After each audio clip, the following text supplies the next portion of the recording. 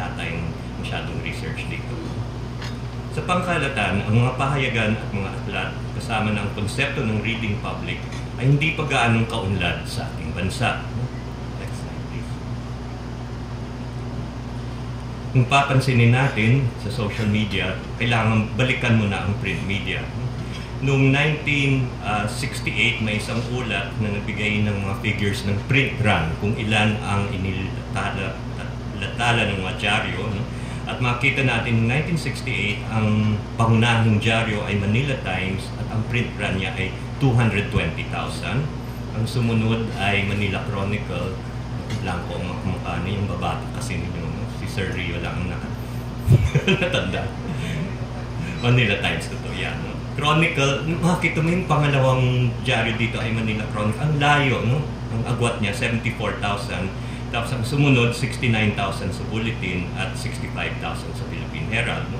Ang punto ko lang dito, yung pangunahing dyaryo ng Manila Times ay 220,000 noong 1968. At ngayon, sa 2014, ang pangunahing dyaryo ay siyempre Philippine Daily Inquirer. At ang print run niya ay maliit pa rin, no? 250,000. No? Ang pangalawa ay Star, no? Medyo ganun din ang kanyang figure. Tapos pangatlo ay Manila Bulletin. No? Ang mga tabloid, wala nga akong makuhang figure eh. Mas malaki, pero hindi daw lalampas ng 1 million. No? So, tandaan natin, ang populasyon natin ay 100 million na ngayon. So, mababa itong figures. No? May ano nga ako dito, may konting kwento. No? Siyempre, nung nag-umpisa ako ng column sa Inquirer, proud na proud ako. Sabi ko, naku, 200,000+ ang makakabasa dito ng column. No? And of course, with time, I learned na hindi ganun kasimple, hindi naman lahat ay babasa sa column mo. No? And the most important reminder here was may suki ako sa farmer's market. No? Sa kanya akong bumibili ng mga prutas. No? At matagal na siyang suki. No? Baka mga 5 taon na ata na suki siya. Minsan, nagano siya, nung pumunta ako nga sa farmer, sabi, Sir, kayo pala yung may column sa Inquirer? No? 5 years na yan, ha? Nasuki ko yan. Sabi ko, nyak-nyak ako, opo. Naku, hindi pa kami nagbabalot ng mga prutas. Hindi ko na mapapansin. Kayo pala yan, ano? So, hindi yung dahil sa nabasa niya, kundi nagbalot nga ng prutas, no? Okay.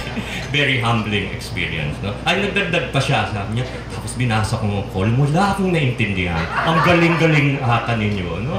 Okay, so yan ang batayan nila, wala siyang naintindihan. Okay, ito nga ang punto ko, ang print media, medyo tumalon tayo, no?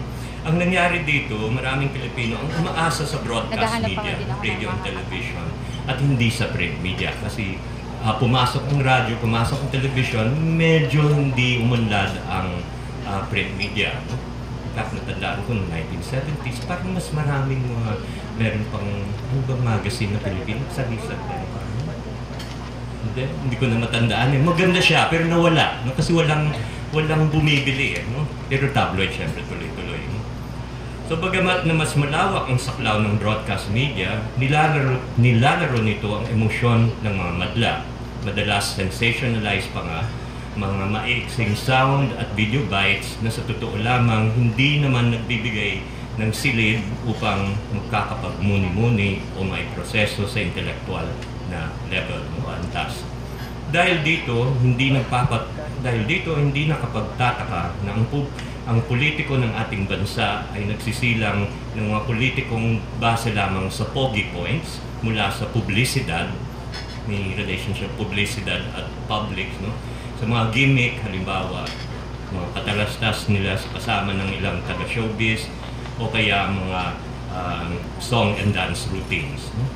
Sa kabila nito, may pag-asa naman ang social media dahil kahit papano pinapayagan nito ng mga tao na maisulat ang kanilang mga pagmuni-muni, pagkilatis ng ibang ideya ng mga ibang tao at makikipagpalitan ng mga mungkahi.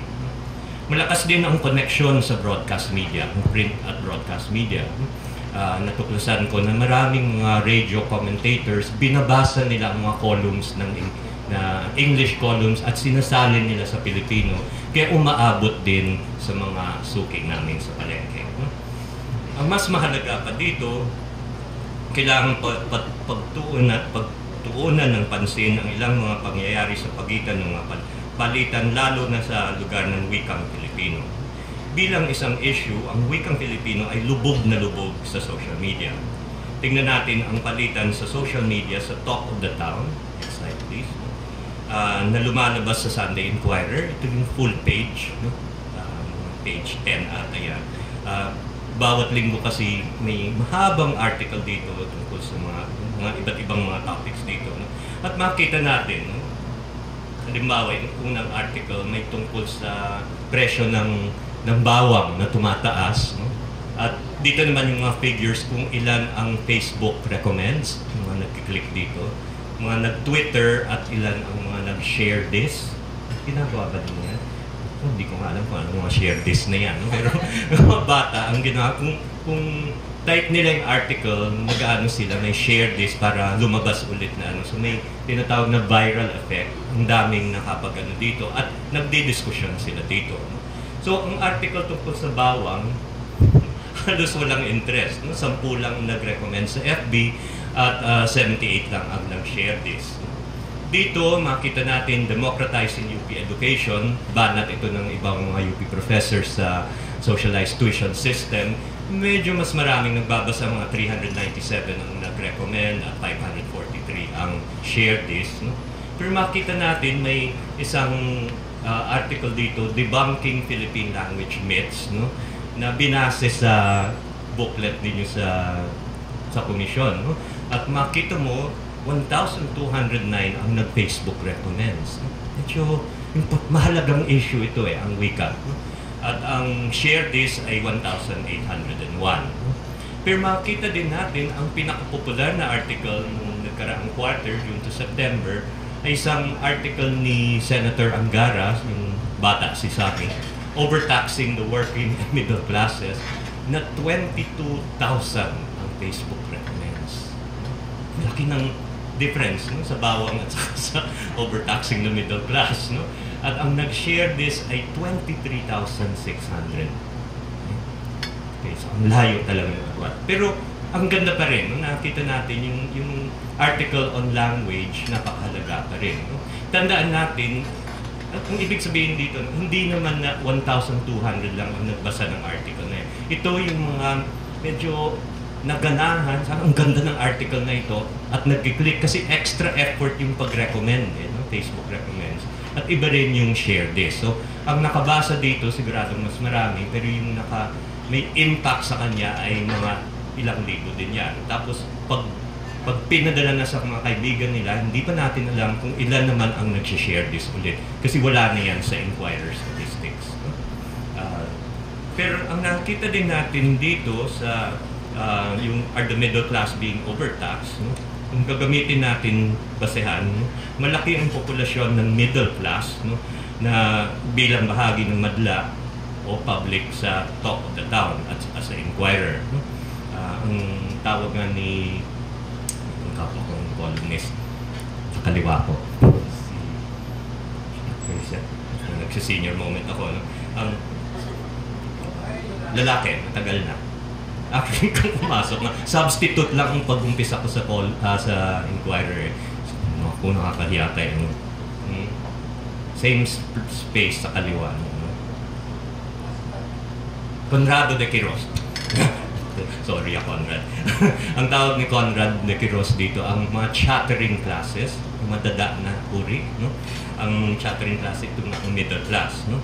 Makita natin na mukhang yan ang public dito sa Inquirer at mukhang ito rin ang nasa social media. Pero sa social media, mas malawak ang mga publics natin. Balikan natin itong issue ng wika. No? Napaka-sensitive yung issue natin ng wika. Baka matandaan mo pa, noong 2011, nagkaroon ng mainit na debate sa internet, no?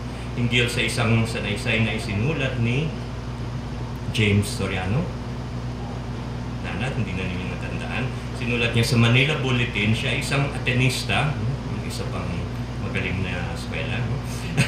At nagsaad siya na ang Pilipino ay hindi daw isang intelihenteng wika, not the language of the learned, English daw yan. No? Hindi rin daw wika ng agham. No? At nagrambolan sa internet. No? Kulang na lang siyang lynch, literally. Matandaan ninyo, hindi lamang reaksyon na isinulat ni Soriano ang nagkomento sa blog post na yan, kundi sagutan din ng bawat isa kung tawagin natin sa social media sa mga threads. No? Pero ang mas nakakapagtaka sa sagutan at palitan ng puro-puro, kasama na rin ang mga dumidepensa para sa wikang Pilipino, ay nasulat sa wikang Ingles. Meaning defending Filipino, pero ang gamit nila ay Ingles. Sorry, next slide please. Ito yung Filipino is not the language of the learner. Actually, tinanggal ng bulletin. Tinanggal nila kaagad kasi medyo na dito ang galit ng mga tao. So lumipat sa mga ibang threads at mga ibang blog spots. No? At ito ang sa umpisa lang yan, tapos tuloy-tuloy yan. No? Umaabot ng daan ang mga diskurso dito. No? So ito ang tinatawag nating public sphere. No? At tuwing may usapang wika, matindi ang exchanges dito, no? Hindi lang matindi, mainit, no? Sagutan nga dito. Pero sa bandang huli, dinipensahan ni Soriano ang kanyang mga ideya at ang ginamit niya ay wikang Pilipino. Marunong palang magsulat si Soriano sa Pilipino. No? At ito ang naging sanhi upang humupa ang init ng debate. Anya kay Marshall McLuhan, the medium is the message. Ang medium ay sharing mensahe. Dagdagan ko dito na ang medium at ang wika ay ang mensahe. Pagdating sa new media, ang cellphone ay nagsimula sa nabanggit na transisyon, lalo sa ang importante ang cellphone umpisa sa pag-text. Dahil sa text, may effect din dito sa wika, sa ortografiya, sa spelling. At alam ko marami sa inyo ay mga guro sa wikang Pilipino at nandidismaya kayo sa spelling ng mga bata kasi ito ay spelling text. Right? So ang noon ay naging noon, saan ay naging san, pasensya ay naging sensya. Nakatanggap ako ng sulat sa isang estudyante minsan at ito ang spelling niya sa sulat. At ang kailan ay naging kailan. Ito lang mga ibang examples. Ano ang tingin niyo dito? Nakadismaya? Live and let live? O magbabago ang komisyon sa kailangan maglabas ulit ng manual dito? Next slide. Nakita din natin sa internet mismo, siya ay may impact din kasi yan sa wika. No? Example dito, may promotion ngayon sa ABS-CBN, may bagong gimmick sila, ABS-CBN Mobile, para makakuha kayo ng I Want TV, combined phone, text, and app na television, na babayad ka para makakaano kayo ng ABS-CBN movies. Pero tingnan mo yung lengguwahe, no? Paano ma-enjoy ang I Want TV app. No? Tapos dito, siguraduhin naka-ABS-CBN mobile, i-download ang I Want TV, acceptable naman yan, no? Mag-load at pumili sa aming mga special promo loads, i-run ang app. I-run? Pangit naman kung itakbo ang app. No? I-run ang app at mag-register, no? At mag-log in at simula ng panunood ng mga paborito mong programa. No? Yan, sample na nga dito na. Pero hindi ito ang focus ng talk ko ngayon. No? Ang mga salitang kagaya na nabanggit ay di hamak na nakakaalarma, subalit sa kabilang panig naman, ito naman ay nagtulak ng mga Pilipino na bumalik sa forma ng pagsusulat. Mas importante yan. Dahil sa texting, mas madalas ngayon na sumulat ang Pilipino. Dati kasi puro oral yan. Sa aking tingin, ang mga social media kagaya ng Facebook at Twitter ay nagtutulak ng Pilipino upang mas magiging aktibo ang mga Pinoy sa pagsulat bilang isang mahalagang medium ng komunikasyon. Ang mas mahalagang tanong dito na kailangan nating pagtuunan dito ay mas marami ng Pilipino ngayon ay nag-iisip at nagsusulat ba tayo sa Pilipino? Yan ang tanong natin. No? Kailangan gumawa ng sistematikong pag-aaral para malaman natin, pero may iba't ibang obserbasyon ako dito. Ang nakita ko, ang paggamit ng English ay limitado pa rin sa mga upper classes. No? At kung suriing mabuti, tila may implikasyon nito sa binibigyan ng mas angat na estado ang formang pagsulat o teksto ng wikang Ingles. No? So, madaling sabi, ginagamit ng mga tinatawag nating expert ang wikang Ingles upang maging mas tunog o authoritarian ang kanilang mga argumento at ideya. So mukhang ang tingin pa rin ng Pilipino, kailangan English ang gagamitin mo kung magano ka na expert ka. Mapapansin din natin ang karamihan ng mga nagpapaskel ng anunsyo sa wikang Ingles ay tila nabababoy ang wikang Ingles. No? Dahil habang mas pinapaigting na mas magaling siya, tilang naging mas fractured o baling-bali ang paggamit ng wikang Ingles. No? Gayunpaman, ang paggamit ng Ingles ay madalas na nagiging sanhi sa pagkutya ng social media. Nag-aawayan yan, ano? Ba't ganun ang Ingles mo? No? At hindi ito maganda. No? Pero napakahalaga na napansin ko rin na ang mga karamihan ng mga militanteng aktivista, lalo pa sa taga-UP, ang ginagamit pa rin ay wikang Ingles sa kanilang mga blog. Example, ito ay galing sa Content or Congress for Teachers and Educators for Nationalism and Democracy. Dahil sa Abad incident, may posting sila, "The true hooligans in sheep's clothing uphold the democratic rights of students and against academic something and bureaucrat capitalism." English na English, no? Susunod na slide. Ayan, ito ay galing sa statement nila, no? Basahin ko nilang isang parte dito. No? "We educate our students and mold young people who will passionately challenge the system amid social apathy, complacency, academic careerism, and diploma worship. We need a breed of students who riot, who rebel, who attach life with all the youthful vim and vigor for a better world for tomorrow." Ito ang pahayag nila. English pa rin. No? Ang tono din ay madalas galit na galit. No? Next slide please. Ito ay posting sa isang blog. No? Kasi hooligans ang tawag ng UP School. May mga away tayo dahil dito sa UP din naman. Kasi so, ang School of Economics naglabas ng isang statement, ang tawag nila dito mga hooligans. No? Yung mga nag-ano dito kay Abad, at naglabas naman ng komento ang isang professor natin na hindi sila ang hooligans, kundi si Abad ang hooligan. No? Mr. Duck, what rights did they violate? What rule of law did they breach? What do you think of the university? A place of saints and rational beings? You're F-U-C-K-I-N-G, wrong. Pure Kantian dream. Expect that from UP when you could not even live up to what is expected from a government official. You were not bullied as your label assumes. No? You were simply reminded by the students of your crimes. Okay? Buo yan English. No? Okay?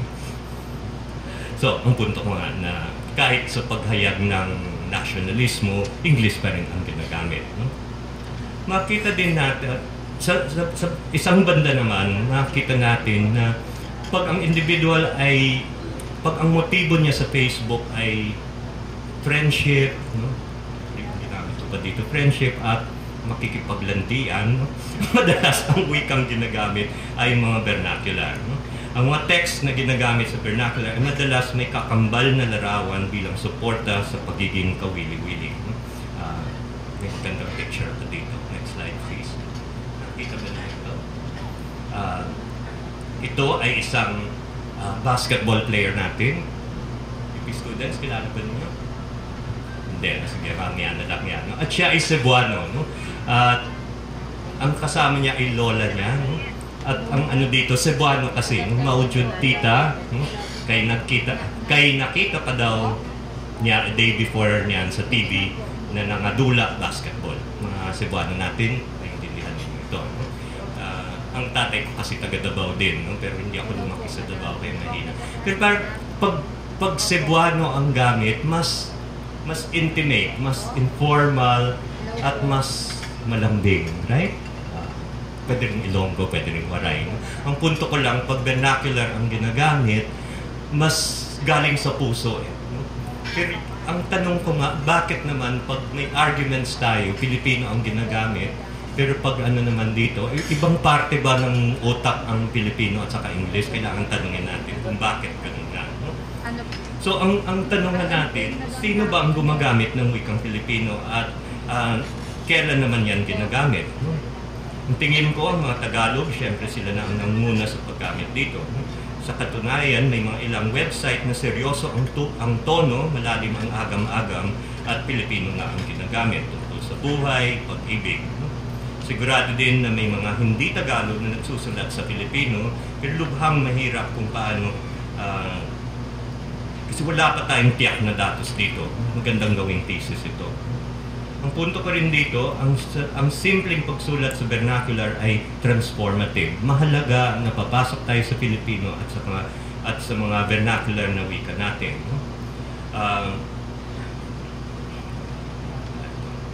Mapapansin natin na kapag awayan o bangayan sa social media, lalo na sa Facebook, ang gamit ay Pilipino. At minsan ginagamit ito sa pag-insulto at pagmumura. Sa katunayan, ang Facebook ay tila naging Pilipino sa isang hindi magandang anyo. No? May nababasa ako minsan, nag-Facebook siya sa akin, ako naman nag-Facebook sa kanya, at ang ibig sabihin niya dito sa Facebook, inaaway ako. Right? Naging synonym ang Facebook sa awayan. No? Nag-Facebookan kami, meaning nag-iinsultoan dito. No? Kaya dito akong may kaba, no, na parang napakaganda ang social media, may potential tayo sa transformation. Pero sana naman ang wikang Pilipino at saka yung mga vernacular natin, dapat hindi lang pang-away. No? Look at the next slide. Ang mahalaga kasi dito sa pang social media at saka social spaces, no, tanggap din natin na may power relations ang social media. No? Maraming hindi nakakasama sa social media, no? Mas madalas makikita mo, mas maraming sumusulat sa social media ay mga lalaki. So ang babae medyo busy kasi lagi mga babae. No? Wala namang panahon na mag-ano dito sa mga blogs. No? At upper class pa rin ang nagdo-dominate dito sa social media. So may tinatawag din na counter-publics. No? Kaya ang tanong natin, paano makapasok ang mga counter-publics na opinion? But at the same time, kailangan mag-ingat tayo dito kasi ang tingin minsan na counter-publics kailangan kaagad na away ang gagamitin at ang mga lengguwaheng hindi maganda. No? Ayon nga kay Posner, isang Amerikano, may libro siyang The Decline of the Public Intellectual, bumabalik tayo sa crowd o mob mentality, no? Dahil sa modern technologies. No? At ito ay nangyayari dahil sa kapitalismo mismo. No? Market transformation, the public sphere, it is now animated by passion. Meaning, ang mahalaga ngayon sa mass media ay sensationalism. Kailangan nagagalit ang mga tao para ma-pick up ng mass media. At ang commodification dito, sa anthropology nga ang tawag dating commodification of emotions. No? Kailangan madrama ka eh. No? So makikita mo rin sa mga blogs ng mga tao, para mapansin ng mass media, kailangan medyo sensationalistic at medyo vulgar ang ginagamit na lengguwahe. Next slide, please. Sorry, parang may na-skip. Previous slide. Previous? Ako na may nawalang slide dito. No? May Facebook site. Apologies mo na. May isang Facebook site. Ang pangalan ng Facebook site ay Putang Ina Mo. Umabot na tayo ng gano'n, no? na antas. No? At ang daming pumapasok. No? At walang ginagawa kundi magmurahan dito. No? Okay, next slide. No? Wala. No? Parang na-reject din ng PowerPoint. No? Ang punto ko dito, ang nakita ko, sana kung gagamitin natin ang wikang Pilipino. Ang wikang Pilipino kasi mas horizontal, mas democratic kasi kung wikang Pilipino ang gagamitin natin sa social media. Kasi makikita mo yung mga nag-i-English, nagpopostura no? Na mas magaling ako o kaya mas mayaman ako. Kaya pati sa Facebook, yung, kung may pinopost na ito yung this is the party I had for my children. No? Pinapakita yung lechon, pinapakita yung pero pag pumapasok tayo sa mas congenial na atmosphere dito, Pilipino ang ginagamit o Cebuano o Ilocano. At sana ang mangyari dito ay papasok din ang wikang Pilipino, no? sa politika din, no? Na yan ang gagamitin natin. At ang suspecha ko, hindi murahan ang mangyari dito kasi mas pantay ang ano natin dito, no? Ang nakita ko rin dito, maasa pa rin ako na na papasok dito yung synthesis ng iba't ibang mga diskurso, no? Alam din natin na dati pa naman may mga iba't ibang anyo ng diskurso, yung tinatawag natin kwentong barbero, o kwentong beauty parlor, kwentong kutsero, no? Naanig ko na isang araw ang isang taxi driver ay makikipag-usap sa kanyang pasahero hinggil sa kwentong napakinggan niya sa isang barbero, no? Nabasa sa pahayagan o narinig sa isang radio commentator at mga iba't ibang mga exchanges sa Facebook, at iyon ang mga nabasa niya sa blog, no? Kung kinakailangan, sana ang kwentong taxi ay maging Pilipinong discourse, na maging isang hybrid na social space na papasok na rin sa democratization ng Pilipinas dito sa 21st century. Napakahalaga na suriin natin ang issue ng participation, sino ang kasama at sino hindi kasama. At kung hindi natin malutasan ang issue ng wika, hindi maging Pilipinong social media ang nasa Pilipinas. Maraming salamat.